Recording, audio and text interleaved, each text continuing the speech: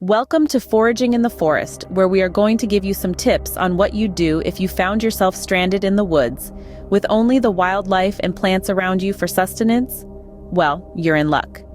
Nature, with its boundless generosity, presents a banquet of edible plants that could keep you going.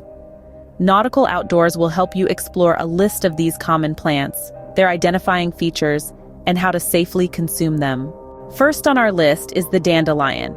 This common plant, often mistaken as a mere weed, is a survivor's jackpot. Every part of it, from the roots to the petals, is edible. They're packed with vitamins A and C. You can eat them raw or boil them to soften their bitter taste. Next, we have the cattail.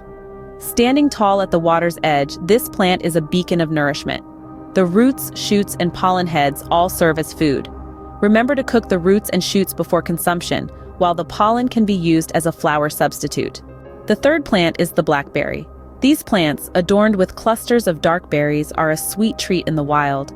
They're rich in antioxidants. However, consume only the ripe berries, as the unripe ones can induce nausea. Moving on, we have the plantain. Not to be confused with the banana-like fruit, this plant is a common sight in lawns and fields. The young leaves are tender and can be eaten raw. Older leaves, though tougher, can be boiled or steamed. Our fifth plant is the wood sorrel. Recognizable by its heart-shaped leaves, this plant has a tangy, lemon-like taste. Its leaves, flowers, and seed pods are all edible. However, consume in moderation as it contains oxalic acid, which can be harmful in large quantities.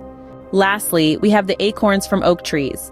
These nuts can be a survivalist's staple food. They're high in fats, protein, and carbohydrates. Remember to leach the tannins out by soaking them in water before cooking.